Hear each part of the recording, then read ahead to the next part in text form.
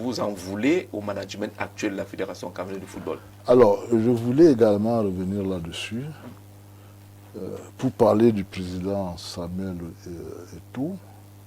Samuel Eto'o, c'est quelqu'un qui a toujours eu beaucoup de respect pour moi. Il m'appelle d'ailleurs papa. Il est très respectueux vis-à-vis des aînés. Et je pense que tout ça vient d'un événement en 2004-2005. Samuel Eto'o n'était pas là, mais le tout puissant président du Barça est venu au Cameroun. Juan Laporta. Juan Laporta. J'ai l'impression qu'il n'a pas été reçu comme il se devait à la dimension de l'homme, de sa puissance financière, sportive et footballistique. Mes petits frères avaient une petite association de supporters du Barça au Cameroun.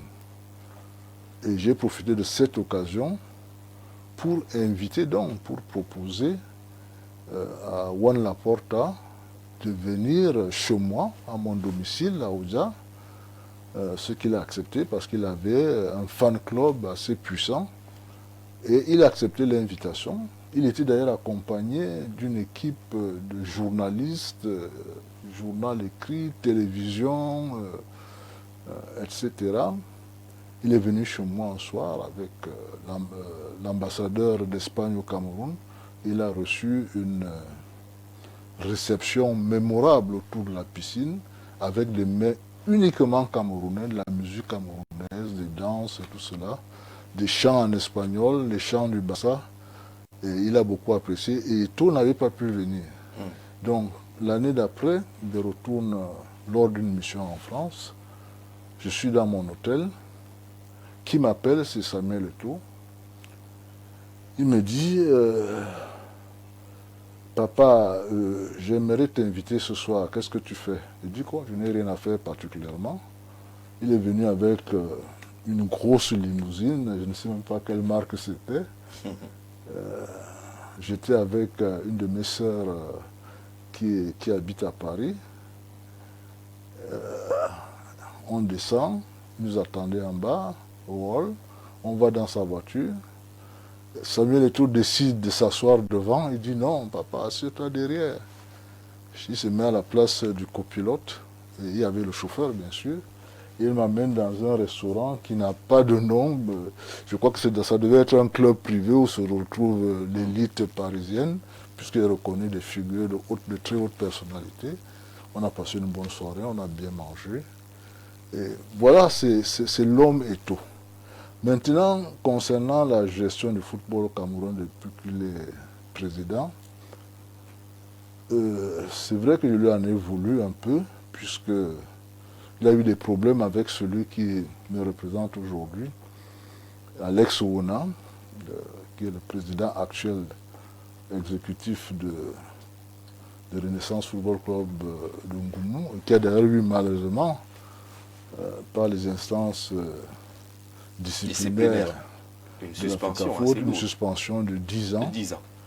Alors que Alex Ouona l'a beaucoup soutenu pour son élection. Il en a beaucoup voulu. Mais je crois qu'il faut confondre l'homme. Je n'ai pas fait de psychologie, mais quand j'observe Samuel Eto'o en tant que joueur, en tant qu'icône mondiale du football, avec ce qu'il a fait, ce qu'il a laissé, avec ses ambitions, je ne suis pas sûr que Eto'o est content lui-même de la situation du football camerounais aujourd'hui. Je crois que ce monsieur, il souffre dans son âme. Et en tant que compétiteur, il est combattu. Comme c'est un grand compétiteur, il se bat. Il faut qu'il gagne. C'est le compétiteur. Alors que, en fait, je pense qu'il ne faut pas combattre Eto'o. Il faut essayer de l'accompagner. Il faut aussi qu'il accepte d'être accompagné pour effectivement changer le football camerounais, le développer véritablement. Je pense que tout le monde doit l'accompagner. Il n'est pas seul responsable. Le football, ça concerne tout le monde. Ça concerne le gouvernement, ça concerne les établissements, ça concerne les universités. Il faut des terrains de football. On a connu l'OSUC à l'époque. Ce n'était pas l'Africa Foot. Les constructions de lycées et de collèges aujourd'hui doivent intégrer des terrains de football pour préparer, former les jeunes dès le bas âge dans les collèges.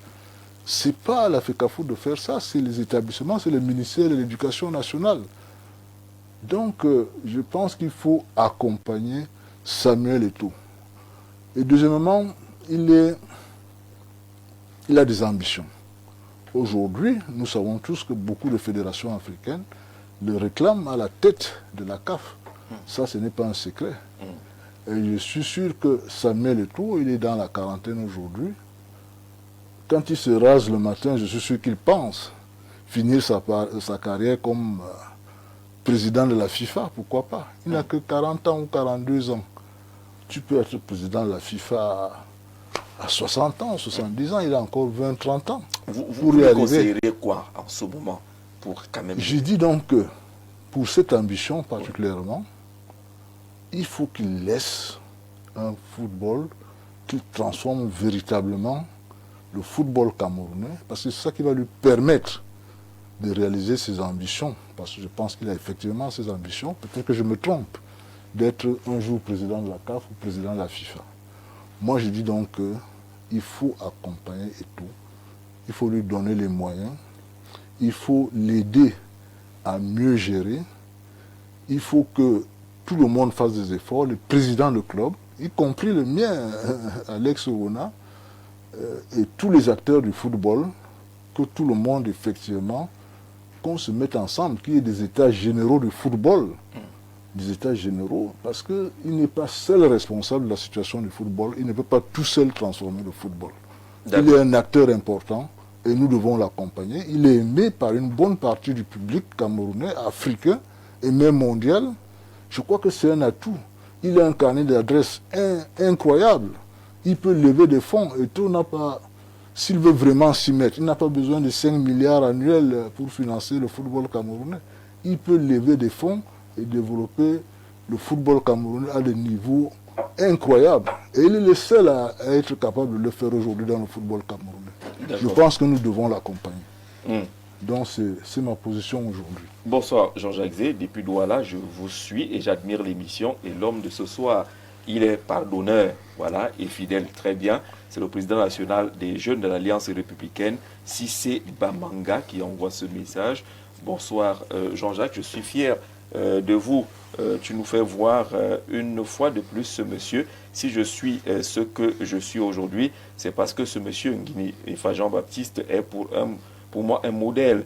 Mais j'ai voulu que ce monsieur nous parle de son cabinet parce que je suis intéressé. Il parle du cabinet juste derrière le passage de Nadège Yougen qui va nous proposer quelques questions des internautes. Bonsoir à vous.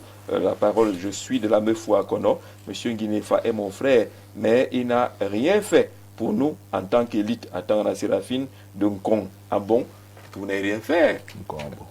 Vous n'avez rien fait en tant qu'élite pour la Mefoua Kono. Je pense qu'elle doit être très jeune. Pour la Mefoua Kono et particulièrement pour Nkongabok, j'ai créé un comité de développement du village de Nkongabok. J'ai sillonné tous les villages de Nkongabok. J'ai octroyé des fonds pour aider les jeunes ruraux de Nkongabok. J'ai tout fait. Bon, ils doivent s'en prendre à eux-mêmes. Quand vous donnez à quelqu'un un peu d'argent pour pouvoir créer un champ de bananiers ou de manioc et que dès que vous lui donnez un peu d'argent pour défricher les champs et que l'argent disparaît et qu'il ne fait rien, ou alors vous créez un comité où l'argent est géré de manière pas très catholique, vraiment j'ai tout fait. Renaissance Football Club de Ngoumou, c'était Renaissance de Nkongabok à la base. Bon, dans mon secteur, on aurait peut-être souhaité que je crée des stations-service. Ce n'est pas le rôle du directeur général de créer des stations-service, ou en Ngoumou peut-être, il y en a déjà. Ça a été fait par la CSPH et Tradex. Donc, j'ai fait ce que j'ai pu au niveau de l'aide aux populations rurales. Il y a eu quelques recrutements également, des gens de la Mefoua Kono. dont par exemple mon frère Mvengbala, votre PDG, qui est un brillant technicien, mais qui a choisi le journalisme. D'accord. Donc, c'est Voilà. un reproche. Elle doit être très jeune, elle ne doit pas se souvenir de toutes les actions que j'ai faites pendant 15 ans pour le village d'Onkongabo. On va prendre une petite respiration, le temps d'installer Nadège Youquet.